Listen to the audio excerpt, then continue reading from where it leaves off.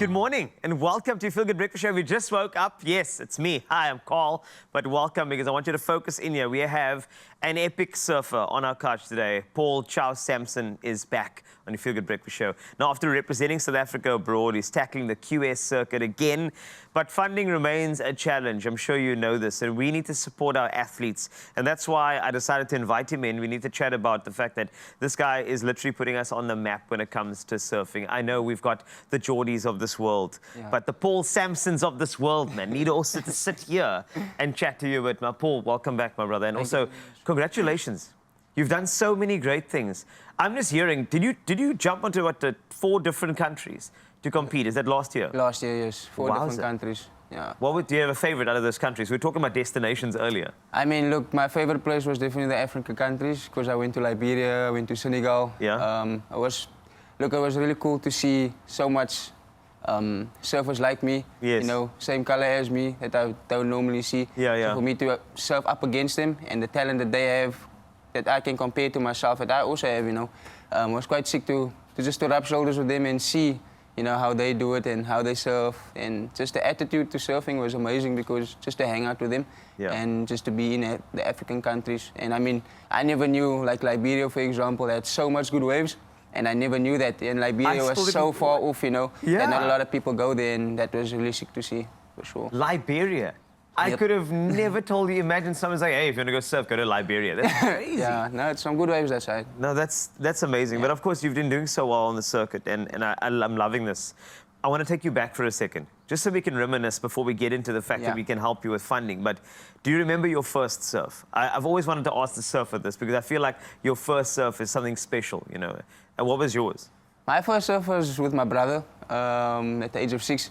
I went surfing for the very first time. At first, I wasn't really interested because I was a skateboarder. You know, but it was like some similarities. Yeah. And my brother took me out, and I wasn't really interested in like how the waves were running at the time, and I was really scared because it's rough and you don't know how to swim, you know. Yeah. So for me, it was really my first moment on the surfboard because I mean I stood up the very first wave, and just that first feeling of you feeling like you're standing at the edge of a cliff. And you feel like you're standing on top of like, the world, you know? Yes. So that first feeling was really sick, you know, just to ride the wave all the way to the beach, you know? And it made a lot of sense, and that feeling just never went away. Man, I wanted to take you back there because it's significant to your journey. Because look at you now, those 4 countries, Liberia, those African countries are great. But which one of those countries, I mean, that really just stood out for you in terms of the competition? Like, you know, I think you were talking about how you saw surfers from a country like Liberia that you've never ever thought would have those type of competitors. So which one do you think was the most competitive country to go and surf in? I think it was Senegal. I never... Really? Yeah, I think it was because Senegal was my last contest I went for last year. And I never expected so much good surfers, you know. There's a guy, his name is Sharif, and he's from Senegal. And I'm expecting like, I'm going to this place, and it's just, you know, maybe intermediate surfers from Africa. But I went there and I had to literally put my A game on because they don't play game with it. It's like big waves, small waves, you know, they were very competitive. So I think for me, Senegal was very, you know, amazing. It was amazing, like, feeling, you know, just to be there and surf up against these guys, be like, I'm not the only person, you know, like, I need to actually put my A game. So it was really good to compete against them and see what talent they have. So I think Senegal was, you know, probably the most competitive scene that I went to.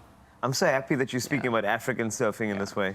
It's making us all very proud, and I think you can be very proud of yourself. Now, for anybody that doesn't know about these QS events and where it leads to, you obviously need to go to a next stage of this. So tell me about what this journey is like, and of course, you need funding to take this to the next level, of course. So tell me about the circuit, if anybody doesn't know these QS events, and where do you want to go to next? Where can we help you to get to?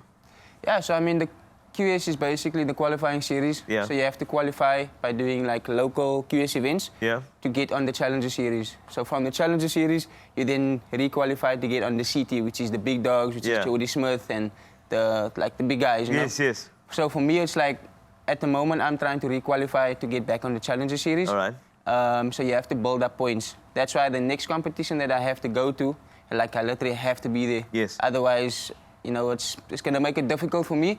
Because in Morocco, in Tagazout, it's a lot of points. right? I got you. So just for me to rock up there, it's a decent amount of points. I don't even have to win the contest. You know, I just have to make it like basically round 1, round 2. So it just has to get you there? Just have to get me there because then more points, you know. So, and that's, I mean, it's the first competition of the year. Yeah. And I would really like to get there, you know, because all my fellow surfers that I've surfed against last year, you know, they always, obviously, they're going to be that side. So, yeah, I have to get there and to surf because it's important. I have to really get there. Well, we know. You know, we want to get you there. Yeah, for sure. I want to get you there. So let's talk about Paul on Tour and the fact that you are going to raise funds now. You have a platform like no other now to just tell me exactly where we can go and support you. If there's a big investor, maybe a company that's like looking at you now, maybe that company owner's an avid surfer, loves the circuit, wants to build somebody up, they can listen to you now. So what do we do to help you? So for me, all I need is just everyone to share, you know, share with family, friends, companies, it doesn't matter because I'm trying to, because the Paul on Tour, you know, my team that I have, my family that I have at the moment is also, they're pushing that.